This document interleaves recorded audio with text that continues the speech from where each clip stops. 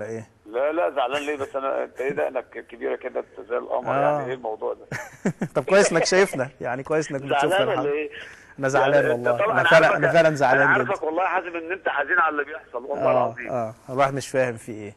طيب والله خلينا. انا شايفك حزين للي بيحصل لان مصر ما تستاهلش اللي احنا بنشوفه ده والله يا حازم.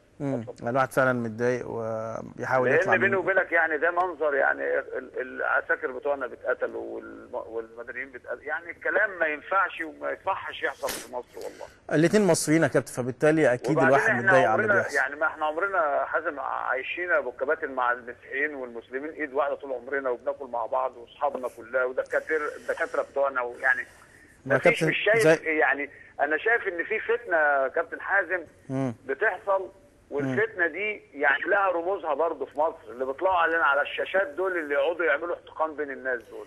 والله يا كابتن عزمي انا اتمنى ان كل الناس تسكت بقى وتتكلم وتشتغل احسن، بدل ما نقعد كلنا نتكلم ونسخن في بعض. معاك حق. خلينا نشوف شغلنا ونشوف حاجه شغلك وانا اشوف شغلي وان هم يشوفوا شغلهم ونشوف شغلنا في الكوره. يعني الاجتماع فعلا الماتش هيتاجل. والله معاك حق. الناس كلها زعلانه ومكتئبه ومتضايقه يعني، وربنا يعدي الغمه ده يا كابتن حازم، ربنا يعدي الغمه يا رب. طيب خلينا يا كابتن ناخد من بكره، ماتش بكره في ميعاده مفيش اي حاجه. ماتش بكره اول حاجه يا كابتن حازم ان احنا اعتذرنا قبل ماتش بكره، اعتذرنا عن تنظيم. طب كويس ان حضرتك ابتديت معايا في هذا الموضوع. خلاص يعني تصفيات لندن في مصر هنا هارد لك. انا اخصك بيها يعني. ربنا يخليك كابتن. اعتذرنا عن ان احنا ننظم تصفيات لندن يعني الأحداث. لان موعدها يتعارض مع الانتخابات البرلمانيه. تمام. يعني خلاص تصفيات افريقيا للندن مش في مصر خلاص. لا هتبقى في الجزائر غالبا. في الجزائر غالبا.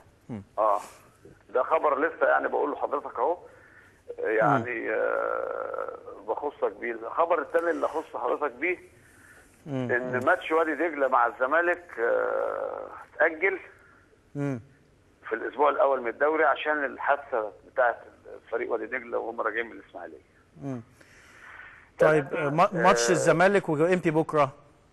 نعم؟ ماتش الزمالك وامبي بكره، ماتش الزمالك وامبي. ماتش الزمالك وامبي بكره قائم في ميعاده الساعه 7 ان شاء الله. والنهارده كان في يعني كابتن سمير زاهر اعلن ان الماتش بعد التنسيق مع المجلس الاعلى للقوات المسلحه ان الماتش قائم ولا تاجيل لبدايه الدوري. لا تاجيل، بس ماتش الزمالك هو الوحيد اللي اتاجل الى اجل غير مسمى بقى. بس عشان نظرا للظرف الطارئ اللي حصل بتاع وادي دجله. طب كابتن عزمي جالكم يعني النهارده الجواب من المجلس العسكري ان مصر مش هتقضي عشان الانتخابات البرلمانيه، فبالتالي جه الجواب النهارده يعني الصبح.